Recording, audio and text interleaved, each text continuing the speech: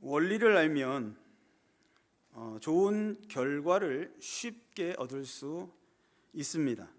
예를 들면 공부하는 원리를 알면 수학이라든지 영어라든지, 저랑은 상관없는 얘기이긴 합니다만 공부를 효율적으로 잘 할 수 있고 좋은 성적을 거둘 수 있다고 합니다.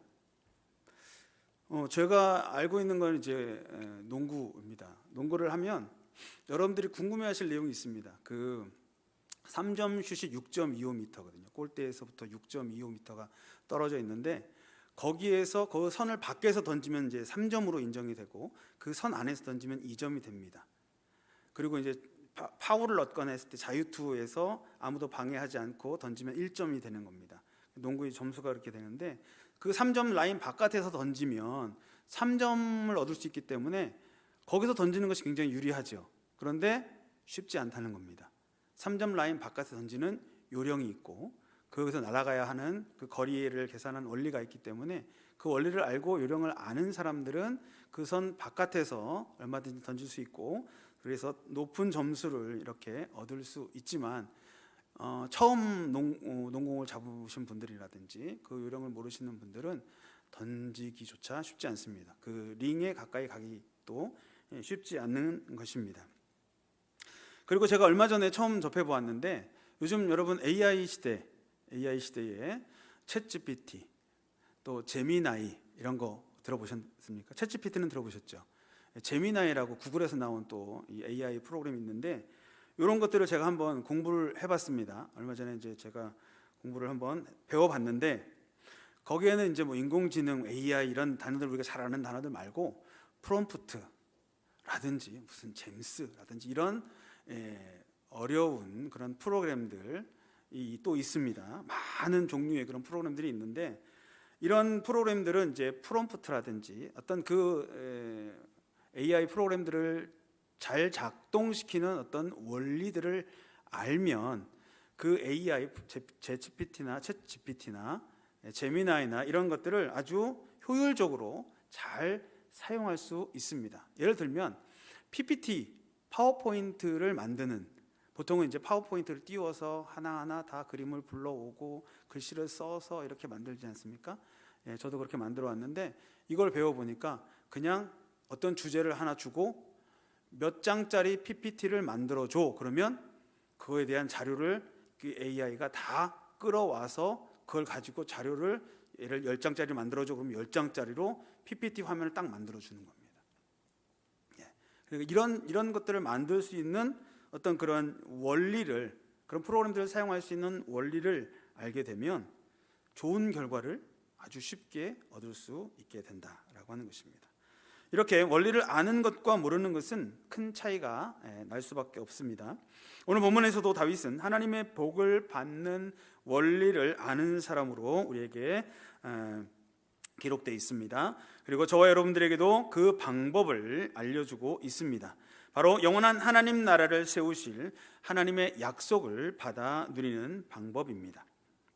우리가 살펴보고 있는 이 사무엘 상하에서는 이스라엘 역사가 사사시대에서 왕정시대로 넘어가는 전환기와 왕정시대 초창기인 그 시대 사이의 역사를 사무엘이라고 하는 사람과 사울이라고 하는 사람과 다윗이라고 하는 세 사람을 중심으로 기록된 역사서입니다.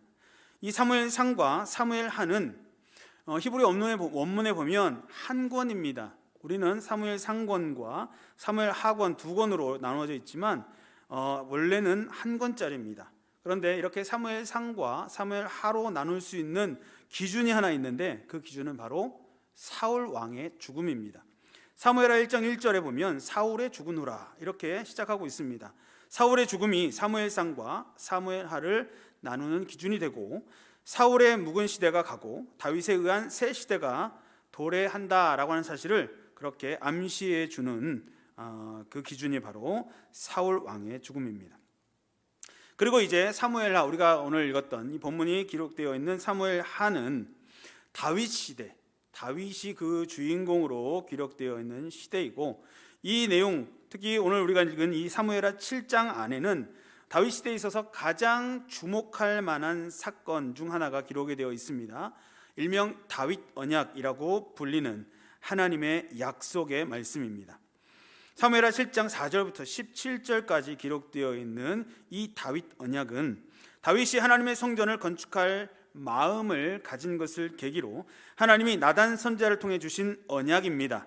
이 언약은 다윗 왕권의 영원한 보장과 또 성전이 장차 다윗의 준비를 말미암아 시작될 것이며 완성될 것이다 라고 하는 내용이 주된 내용입니다.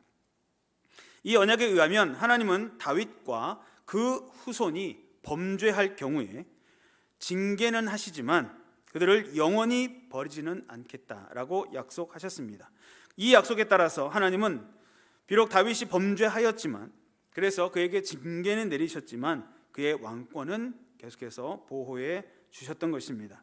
또한 하나님께서는 다윗에 의한 성전 건축은 반대하셨지만 하나님을 향한 다윗의 마음을 높게 평가하셨고 다윗 개인의 영광을 높여주셨을 뿐만 아니라 이스라엘의 평안과 다윗 가문의 왕권 보존 그리고 성전 건축에 대해서 약속해 주셨습니다. 오늘 우리가 읽은 본문은 그러한 하나님의 은혜를 받은 다윗이 하나님 앞에 나아가 감사하면서 간구하는 그런 모습이 담겨져 있습니다. 오늘 이 시간 오늘 본문을 중심으로 하나님의 말씀을 함께 살펴볼 때에 다윗과 같은 참된 신앙의 모습으로 회복되고 또 그와 같은 믿음으로 성장하는 은혜가 있기를 주님의 이름으로 축복합니다. 첫째로 다윗은 자기 자신에게 베풀어 주신 하나님의 은혜, 자기 자신에게 베풀어 주신 하나님의 은혜에 감사하고 있습니다.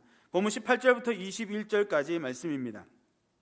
다윗 왕이 여호와 앞에 들어가 앉아서 이르되 주 여호와여 나는 누구이오며 내 집은 무엇이기에 나를 여기까지 이르게 하셨나이까. 주 여호와여 주께서 이것을 오히려 적게 여기시고 또 종의 집에 있을 먼 장래의 일까지도 말씀하셨나이다. 주 여호와여 이것이 사람의 법이니이다. 주 여호와는 주의 종을 아시오니 다윗이 다시 주께 무슨 말씀을 하오리까. 주의 말씀으로 말미암아 주의 뜻대로 이 모든 큰 일을 행하사 주의 종에게 알게 하셨나이다 라고 기록하고 있습니다.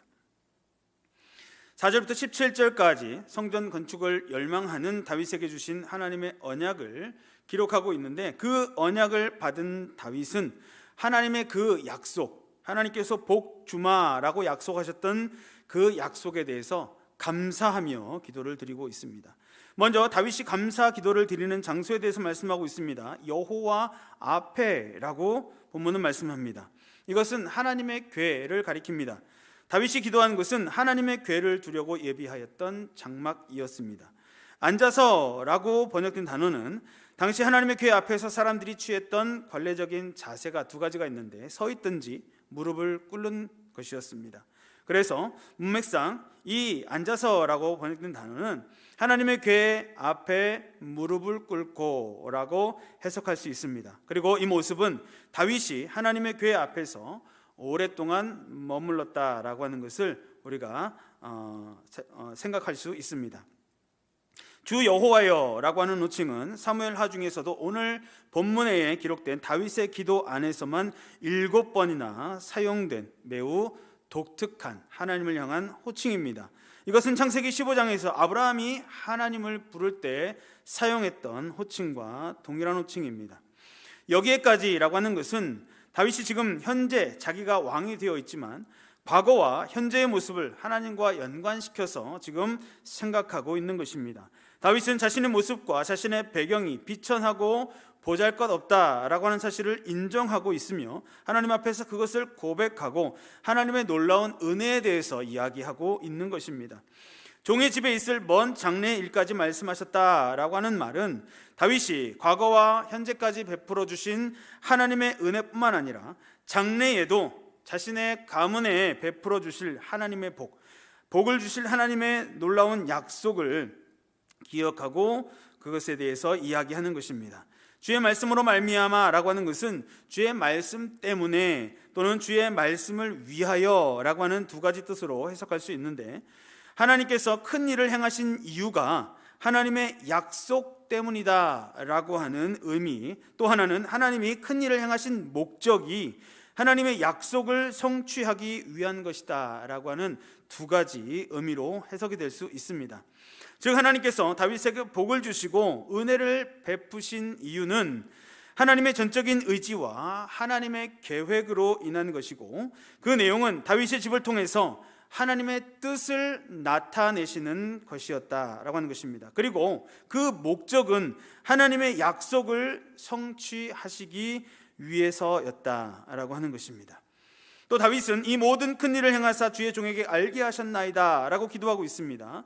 주의 종에게 알게 하셨나이다 라고 하는 말은 하나님 자신이 택한 종의 귀를 열어서 하나님의 뜻을 깨닫게 하셨다는 의미입니다. 즉 하나님께서는 언약에 기초하여서 구원이라고 하는 큰 일을 행하셨을 뿐만 아니라 그 행하신 놀라운 일들을 그 택한 종들에게 직접 보여주셔서 우리로 하여금 하나님의 위대한 일을 행하셨음을 알 수 있게 하셨는데, 그 이유는 하나님의 진리라고 하는 것은, 하나님의 행하심, 하나님의 섭리라고 하는 것은 너무나 깊고 오묘하기 때문에 인간이 스스로는 아무리 노력한다고 하더라도 도저히 알 수 없기 때문입니다. 성도 여러분, 다윗은 자타공인, 위대한 믿음을 가진 사람이었습니다. 다윗은 하나님을 사랑한다고 당당하게 말할 수 있는 사람이었습니다. 다윗은 하나님의 마음에 합한 사람이라고 하는 인정을 받은 사람이었습니다. 그런 다윗도 하나님 앞에서 그 은혜와 복, 하나님께서 베풀어 주신 놀라운 은혜와 복으로 말미암아 이렇게 하나님 앞에 감사를 드리고 있는 것입니다. 주 여호와여, 나는 누구이오며 내 집은 무엇이기에 나를 여기까지 이르게 하셨나이까 라고 겸손하게 하나님 앞에 기도하고 감사하고 있는 것입니다. 시편 8편 4절 말씀에도 보면 사람이 무엇이기에 주께서 그를 생각하시며 인자가 무엇이기에 주께서 그를 돌보시나이까 라고 고백하는 시편 기자의 고백을 우리가 볼 수 있습니다. 저와 여러분들의 고백도, 저와 여러분들의 입술도, 저와 여러분들의 삶도 바로 이러한 고백을 하나님 앞에 올려드릴 수 있어야 합니다. 하나님께서 우리 각자에게 베풀어 주신 은혜와 복을, 하나님께서 우리를 향하신 그 놀라운 사랑을 발견할 수 있기를 바랍니다. 그리고 다윗과 비교하면 저와 여러분은 정말 하나님 앞에서 조금도 내세울 것이 없지만 하나님께서는 그 세우신 언약을 이루시기 위해서 저와 여러분과 또 여러분의 가정에 복을 주시고 하나님의 놀랍고 비밀한 진리를 나타내신다라고 하는 것을 우리가 꼭 기억하시기 바랍니다. 우리가 하나님께 감사해야 할 이유가 바로 이것입니다. 다윗과 같이 하나님 앞에 무릎을 꿇고 하나님 앞에 머물러야 할 이유가 바로 이것입니다. 우리는 죄로 인해서 영원히 멸망 가운데 머물 수밖에 없던 존재였습니다. 로마서 3장 23절에 모든 사람이 죄를 범하였음에 하나님의 영광에 이르지 못하더니 라고 기록하고 있습니다. 히브리서 9장 27절에도 한번 죽는 것은 사람에게 정하신 것이요 그 후에는 심판이 있으리니 라고 말씀하고 있습니다. 그러나 하나님께서는 저와 여러분을 너무나도 사랑하셔서 그 독생자 예수 그리스도를 아끼지 아니하시고 십자가에 내어 주셨습니다. 그 십자가의 공로로 우리가 죄 사함을 받았고 멸망의 자리에서 건져냄을 받았으며 하나님의 사랑과 하나님의 은혜 아래 영원히 머물 수 있는 존재가 된 것입니다. 요한복음 3장 16절에 하나님이 세상을 이처럼 사랑하사 독생자를 주셨으니 라고 말씀하고 있으며 에베소서 1장 7절에도 우리가 그리스도 안에서 그의 은혜의 풍성함을 따라 그의 피로 말미암아 구속 곧 죄사함을 받았으니 라고 분명하게 말씀하고 있습니다. 그러므로 나와 같은 죄인을 용서해 주시고 하나님의 자녀 삼아 주셨을 뿐만 아니라 자녀된 자들에게 언약하신 그 약속을 반드시 이루시고야마는, 그래서 하나님께서 베푸시려고 하는 그 은혜를 풍성하게 내려주시고야마는 하나님 앞에서 다윗과 같은 겸손한 자세로 날마다 감사하며 살아갈 줄 아는 성도들이 되시기를 주님의 이름으로 축복합니다. 둘째로 다윗은 이제 자신의 민족인 이스라엘에게 베풀어 주신 하나님의 은혜에 감사하고 있습니다. 22절부터 24절까지의 말씀입니다. 그런즉 주 여호와여, 주는 위대하시니 이는 우리 귀로 들은 대로는 주와 같은 이가 없고 주 외에는 신이 없음이니이다. 땅의 어느 한 나라가 주의 백성 이스라엘과 같으리이까? 하나님이 가서 구속하사 자기 백성으로 삼아 주의 명성을 내시며 그들을 위하여 큰 일을, 주의 땅을 위하여 두려운 일을 애굽과 많은 나라들과 그의 신들에게서 구속하신 백성 앞에서 행하셨사오며 주께서 주의 백성 이스라엘을 세우사 영원히 주의 백성으로 삼으셨사오니 여호와여 주께서 그들의 하나님이 되셨나이다 라고 이렇게 하나님 앞에 감사하며 간구하고 있습니다. 주 외에는 신이 없음이니이다 라고 하는 것은 다윗의 신앙 고백입니다. 당시 이스라엘을 둘러싼 이방 족속들은 자기들 각자 바알신을 비롯해서 몰렉이라든지 그모스라든지 다곤이라든지 아세라 이런 많은 잡신들을 모두가 각자가 참신이라고 주장하며 섬기고 있었습니다. 그러나 다윗은 그러한 주변 환경 가운데서도 오직 하나님만이 유일하신 참 신이십니다 라고 고백하면서 찬양하고 있는 것입니다. 다윗은 지금 현재 이스라엘의 왕으로서 하나님 나라의 대리 통치자로서 진정한 하나님의 종으로서의 모습을 바르게 나타내 보이고 있습니다. 그리고 다윗으로 말미암아 모든 이스라엘 백성들이 하나님만을 잘 섬기게 되는 그러한 축복의 결과들도 나타나게 되었습니다. 차일즈라고 하는 성경 신학자는 이스라엘의 역사를 가리켜서 유일신 신앙을 지키기 위한 투쟁이다 라고 정의를 내린 적이 있습니다. 우리는 성경을 통해서 오직 여호와 하나님만이 유일한 참 신임을 선포했던 수많은 선지자들과 사도들의 그러한 음성을 들을 수 있습니다. 그리고 그렇게 생명을 바쳐서 오직 하나님만을 참 하나님으로 참된 신으로 외쳤던 선지자들과 사도들의 그러한 정신은 멀게는 로마의 황제 숭배를 거부하고 사자의 밥이 되기를 자청했던 초대교회 성도들로부터 가깝게는 일제의 신사참배를 거부하고 못 박힌 송판을 걸었던 주기철 목사님에 이르기까지 모든 기독교의 순교 역사를 관통하고 있는 것입니다.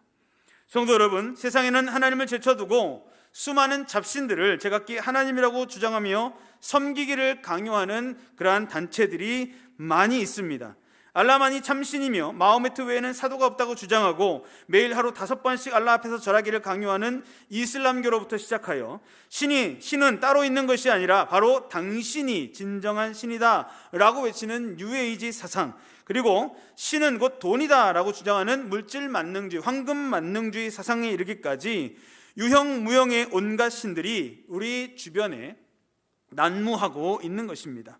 하지만 저와 여러분들, 우리 성도들은 그러한 허망한 주장에 유혹되거나 넘어가서는 결코 안 됩니다. 신명기 4장 35절 말씀에 이것을 내게 나타내심은 여호와는 하나님이시요 그 외에는 다른 신이 없음을 내게 알게 하려 하심이니라 라고 기록하고 있고, 이사야 44장 6절 말씀에도 나는 처음이요 나는 마지막이라 나 외에 다른 신이 없느니라 라고 하나님께서 직접 우리에게 말씀해 주고 계시기 때문입니다.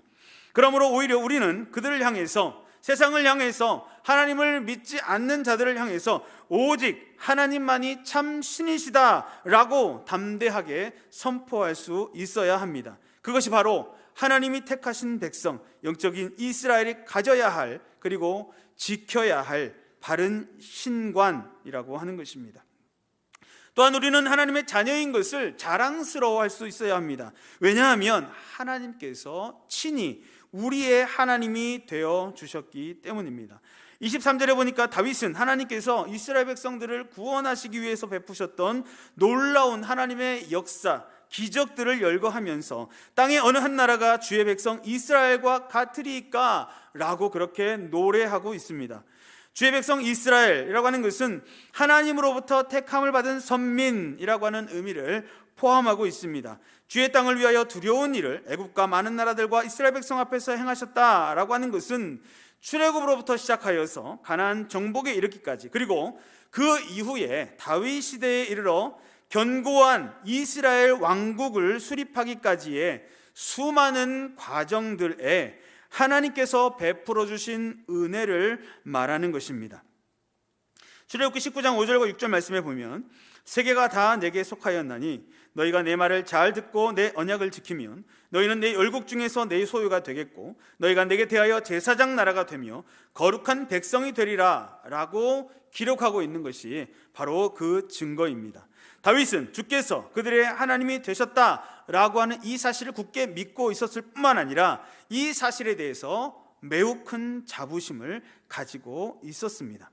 하나님께서 과거 이스라엘 백성들을 택하여 열방 모든 민족들보다 뛰어난 이름을 주시고 저희 하나님으로서 그들에게 남다른 은혜를 베풀어 주셨듯이 오늘날 신약시대를 살아가는 저와 여러분들에게도 하나님께서는 동일한 하나님이 되어 주시는 그러한 은혜를 베풀어 주고 계십니다.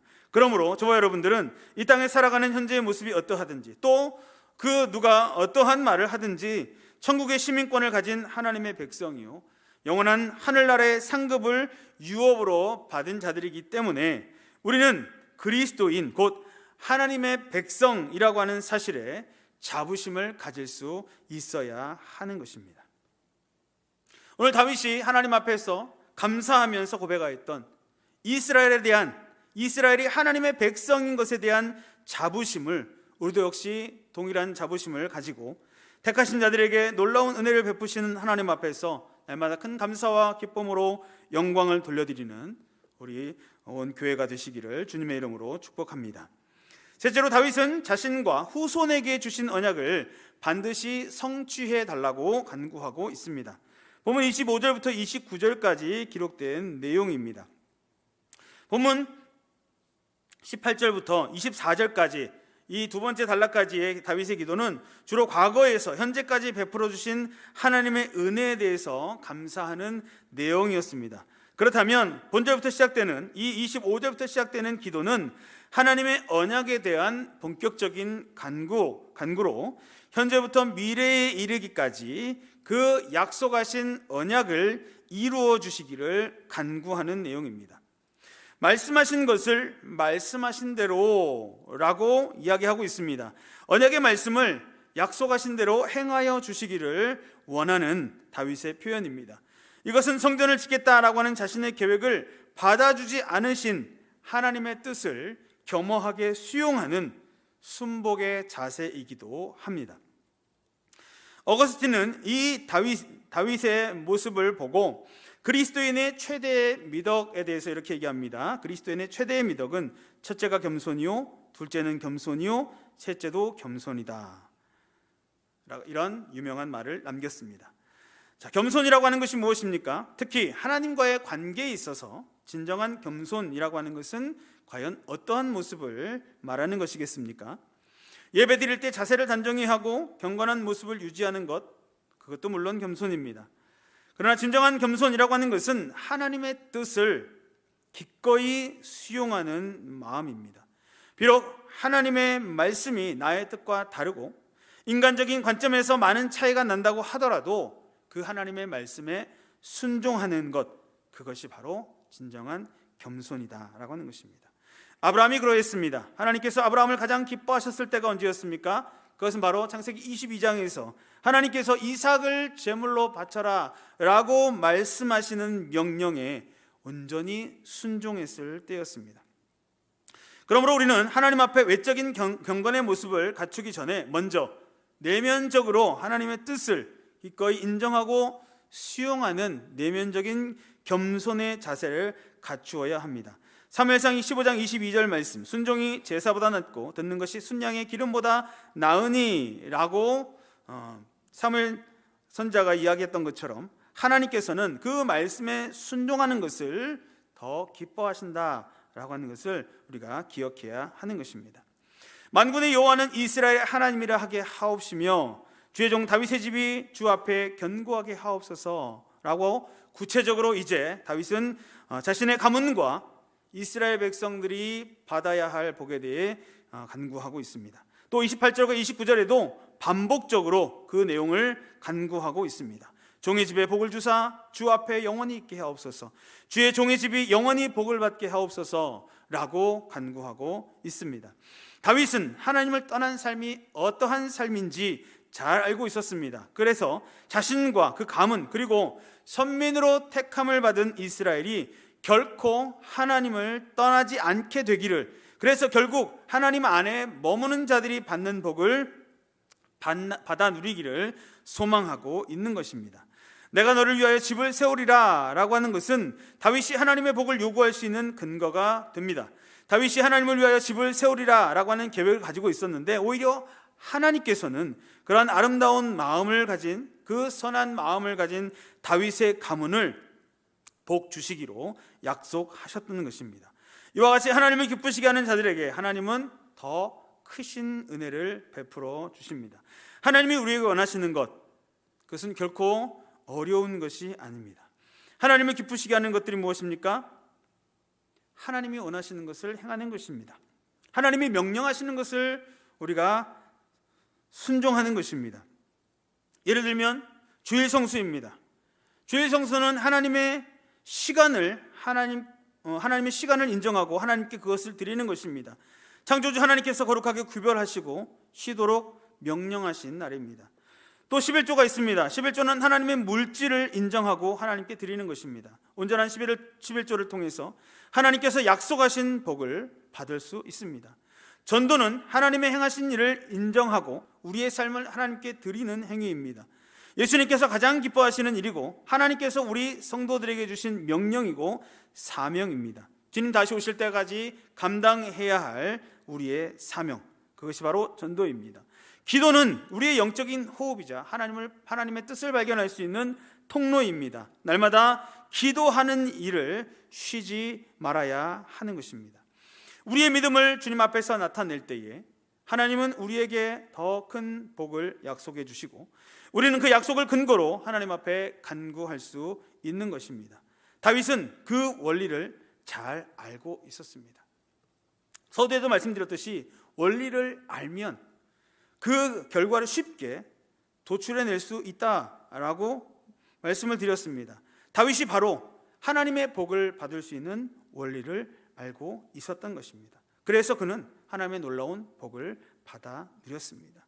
이와 같이 하나님 앞에 복을 받을 수밖에 없는 원리를 깨닫고 하나님의 말씀을 겸손하게 순종하며 우리의 믿음을 먼저 하나님 앞에 나타내므로 말미암아 개인과 가정이 주님 앞에서 반드시 복을 받는 은혜를 누리는 복된 성도들이 되시기를 주님의 이름으로 축복합니다.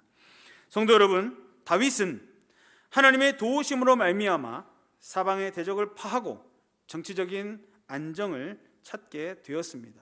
그리고 그러한 안정을 누리게 되자 하나님의 성전을 건축하고자 하는 열망을 갖게 되었습니다. 다윗이 하나님의 성전을 짓겠다라고 결심한 것은 7장 1절에 여호와께서 사방의 모든 대적을 파하사 왕으로 궁에 평안히 거하게 하실 때에 라고 기록한 말씀을 통해서 우리가 쉽게 짐작해 볼 수 있습니다.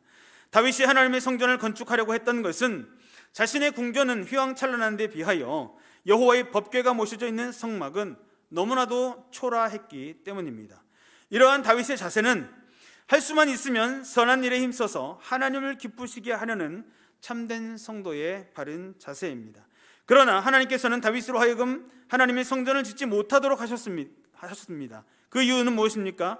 그것은 다윗이 전쟁으로 인해서 많은 피를 흘렸기 때문이다 라고 말씀하고 있습니다. 열왕기상 5장 3절 말씀에 다윗이 사방의 전쟁으로 인하여 그 하나님 여호와의 이름을 위하여 전을 건축하지 못하고 라고 기록하고 있고, 역대상 20장 8절에도 여호와의 말씀이 내게 임하여 이르시되 너는 피를 심히 많이 흘렸고 크게 전쟁하였느니라.